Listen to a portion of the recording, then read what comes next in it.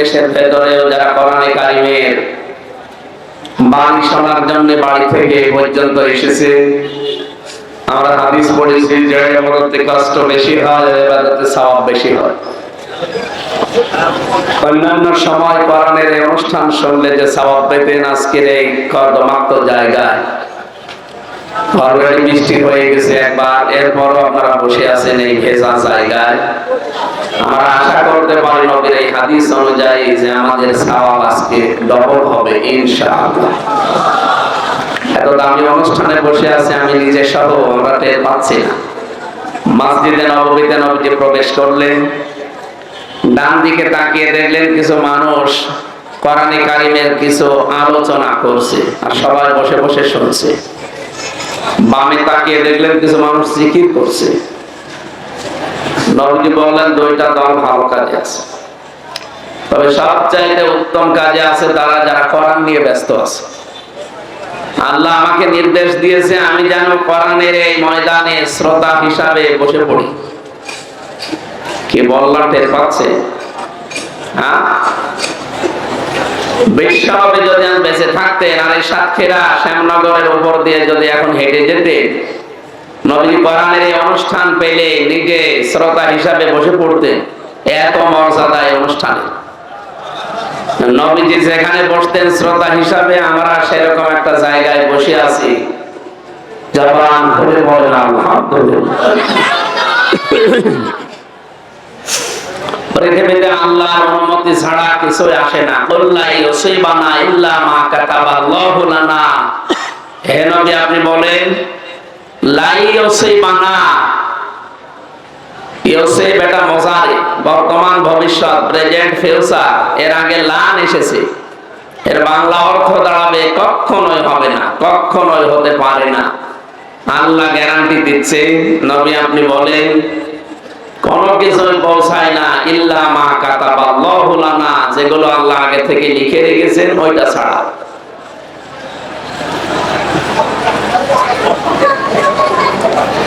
এই জন্য পৃথিবীতে মুমিন যারা, ইমানদার যারা, ওরা যত কিছুই পাক আনন্দে আত্মহারা হয়ে যাবে না। আবার যত কিছুই হারিয়ে ফেলুক একেবারে হায় হতাশ করে জীবনটা শেষ করেও দেবে না। কোরআনে কারিমে আল্লাহ জানিয়েছেন সূরা হাদীদের ভেতরে, হে নবী আপনাকে আমি যা দিয়েছি এগুলো পেয়ে একেবারে আনন্দে আত্মহারা হয়ে থাকবেন না। আর কিছু হারিয়ে ফেললে ওইটার জন্য আপনি আফসোস করে নিজেকে নিঃশেষ করেও দেবেন না। এই জন্য আমরা এই দেশে এখন ইসলামের যে উত্থান দেখতে পাচ্ছি, একেবারে আনন্দিতও না, একেবারে দুঃখিতও না। আমরা স্বাভাবিক অবস্থায় থাকতে চাই, মধ্যম পন্থা জাতি হিসাবে। কথা বোঝা যাচ্ছে? আপনি যদি বেশি আবেগ দেখাতে চান, এদেশে এখনো অনেক রাম বাম আর দাদা বাবুদের অনেক পাঁচাটা গোলাম আছে।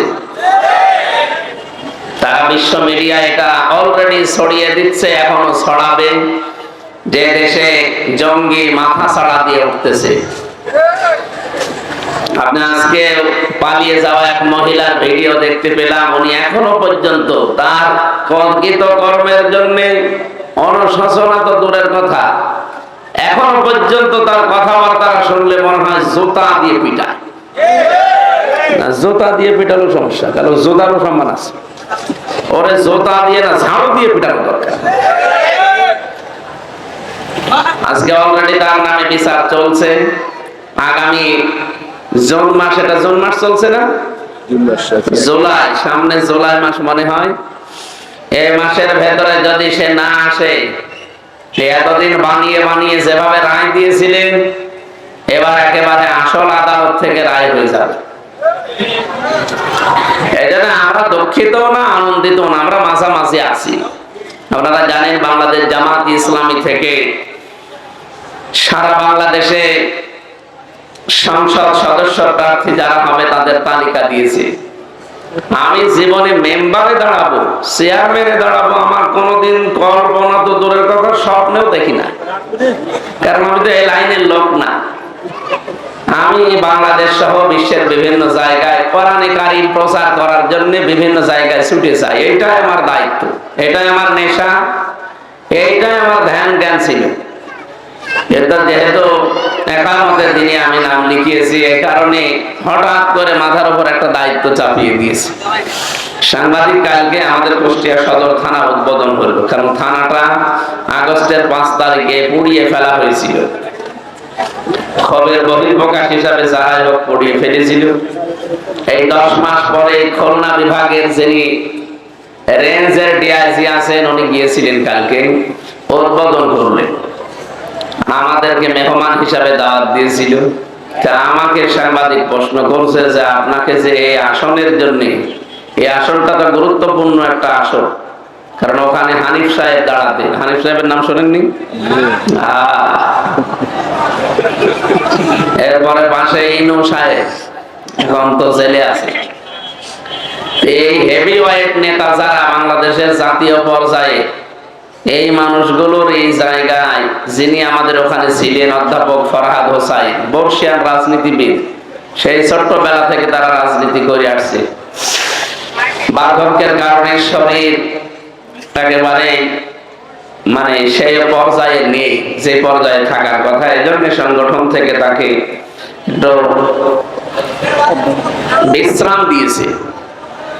হঠাৎ করে দায়িত্বটা দেওয়ার পরে সাংবাদিক বলছে আপনার কেমন লাগছে? আপনি সংসদ সদস্য প্রার্থী, এটা বিশাল ব্যাপার। কোথায় মেম্বার, চেয়ারম্যান, উপজেলা ভাইস চেয়ারম্যান, উপজেলা চেয়ারম্যান, এরপরে মেয়র, এরপরে এমপি, কত ধাপ! একটা ধাপও পার করার আগে না, একবারে আমি গাছের একেবারে উপরে। এদেশে আর একটা জায়গা বাকি আছে, মন্ত্রী হওয়া। বলতে এই জায়গায় একবারে যদি হঠাৎ চোখ খুলে দেখি যে আমি কি আর আমি আছি? সাধারণ যারা অন্যান্য দল করে, আপনি দেখেন অন্যান্য জেনারেলে এই দেশে যত দল আছে, আমার মনে হয় এই জায়গা থেকে যদি তারে বলা হয় আপনি চলে যান, নতুন কাউকে দেব, ওই দিন মারামারি হয়ে মার্ডার হয়ে যাবে। এই কথা বলে না কেন? আরে ভাই, সত্য স্বীকার করতে আপনারা শুরু দেখেন, একটা ওয়ার্ড কমিটি গঠন হয়, তাই পদ নিয়ে মারামারি হয়। এই বাংলাদেশে আছে না নেই? আর একটা সংসদীয় আসন, যে লোকটা সারা জীবন ওখান থেকে চেষ্টা করে যাচ্ছে, আর সেই লোকটাকে বলে দিল সংগঠন একেবারে নির্দ্বিধায় হাসি মুখে বলছে ঠিক আছে, সামিআনা আতাওনা, শুনলাম মেনে নিলাম। এইটার নাম হচ্ছে আমাদের দিনের সংগঠন। ৭৩টা দল বাংলাদেশে কাজ করছে, একটার ভেতরে শুধু আমি এটা পেয়েছি, বাকি কোনটাই আমি পাইনি। আপনি আমার দেখান যে এটা আছে, আমি আপনাকে এখনো মিষ্টি খাওয়াবো।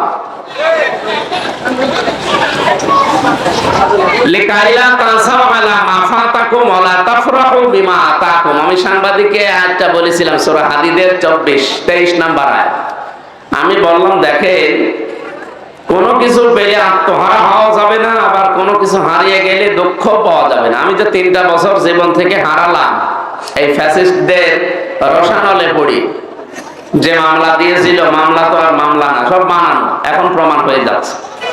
এটিএম আজহারুল ইসলামের বিরুদ্ধে যে মামলা দিয়েছিল, হাইকোর্ট থেকে এখন পুরাটা খারিজ করে দিয়েছে, খালাস দিয়ে দিয়েছে। তার মানে এই 13 বছর 14 বছর উনি জেলে ছিলেন, ওনার কোনো দোষ পাওয়া যায়নি, সবগুলো বানোয়াট, মিথ্যা আর উদ্দেশ্য প্রণোদিত। আমার মনে হয় এরকম যত মানুষ বিনা কারণে 2 বছর 5 বছর 10 15 20 বছর জেল খাটে, এরা যদি বেকসুর খালাস পায়, বেকসুর খালাস মানে তার কোনো দোষ পাওয়া যায়নি, এটাই তো নাকি?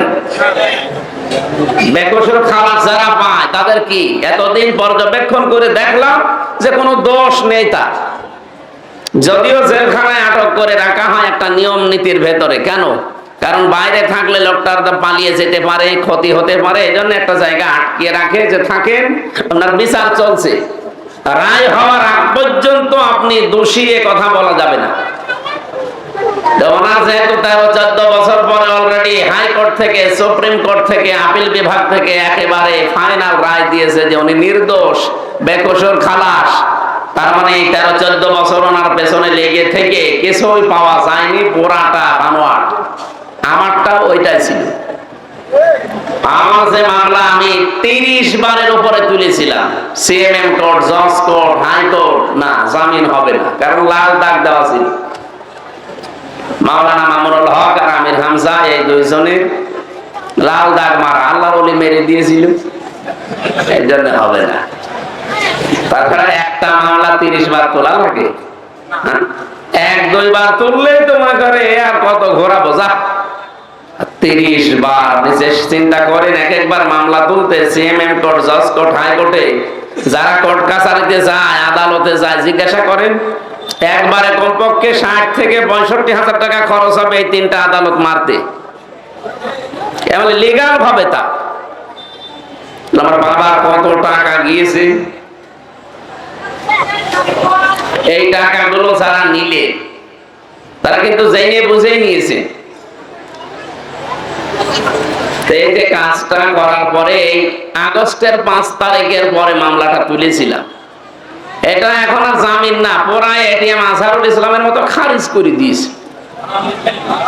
আমি আদালতকে জিজ্ঞাসা করতে গিয়েছিলাম যে এতদিন মামলাটা আপনার কাছে ছিল, তখন তো কিছু বললেন না, হঠাৎ এখন আপনি মামলা জামিন না খারিজ করে দিলেন, একেবারে বেকসুর খালাস। আমার বলছো হুজুর আমার হাত বাঁধা ছিল, আমি কিচ্ছু করতে পারি না। আমি জানতাম যে আপনি নিরপরাধ, কিন্তু কি করবো, লাল দাগ দেখলে আমরা ওগুলো সরিয়ে রাখি। এই ছিল দেশের বিচার ব্যবস্থা। 3টা বছর যে আপনি কেড়ে নিলেন, আমাকে যে একেবারে বেকসুর খালাস দিয়ে দিল, তার মানে প্রমাণ হয়েছে যে আমার অপরাধ এই 3 বছরে তারা তদন্ত করে একটাও পায়নি।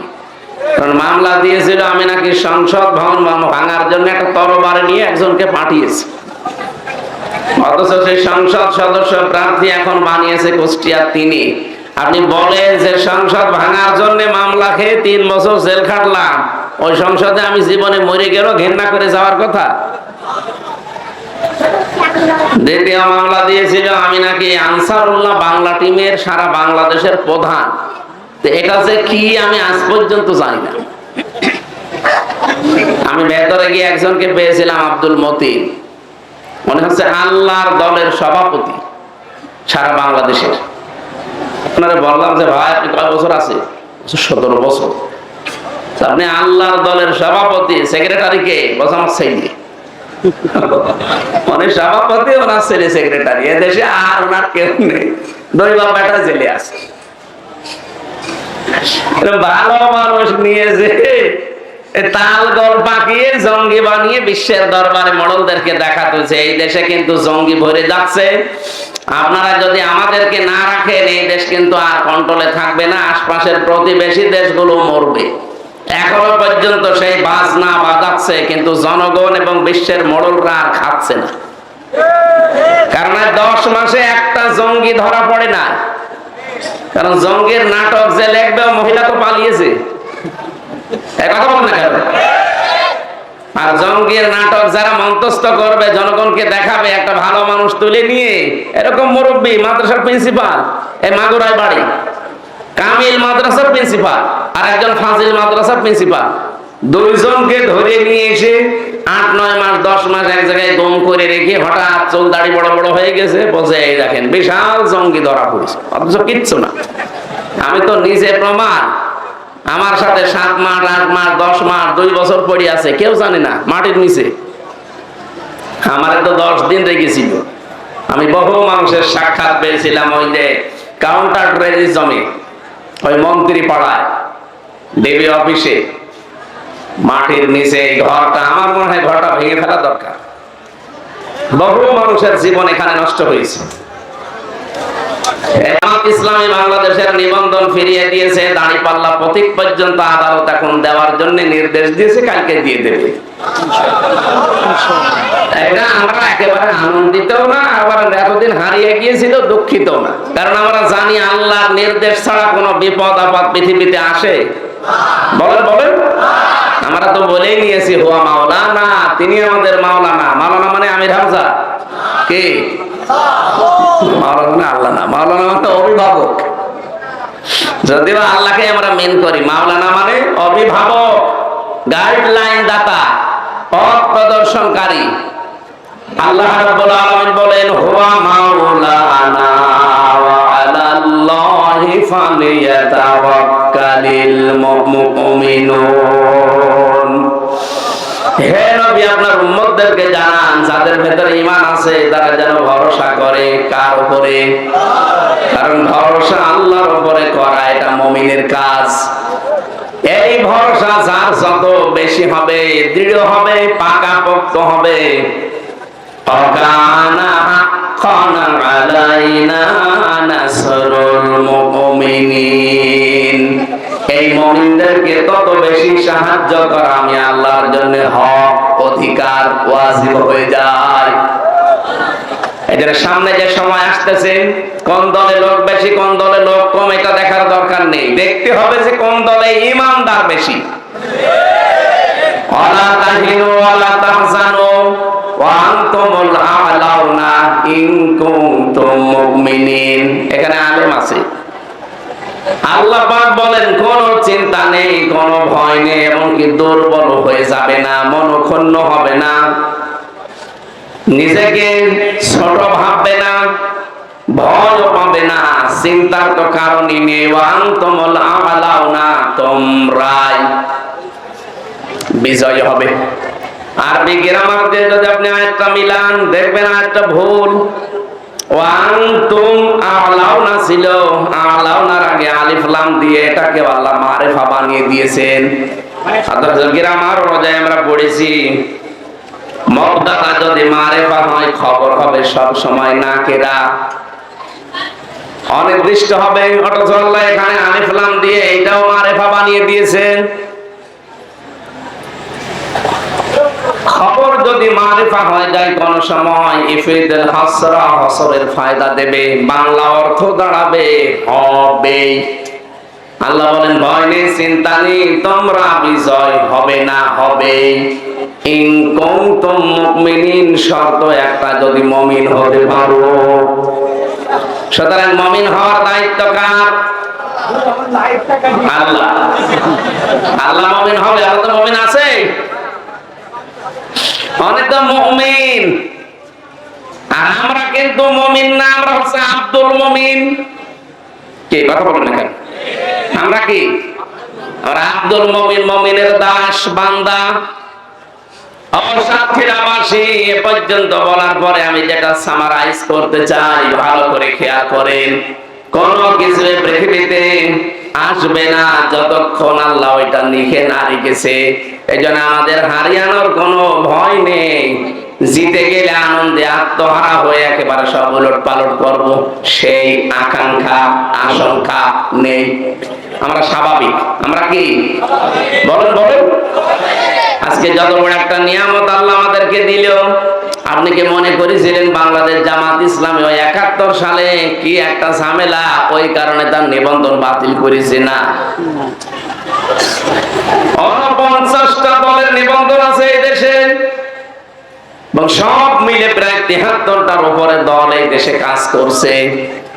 বাংলাদেশ জামাত ইসলামীরও নিবন্ধন ছিল, কেড়ে নিয়েছিল ৮ সালের দিকে, ৯ সালের দিকে কেড়ে নিয়ে এই ১২ বছর পরে মামলা চলছিল।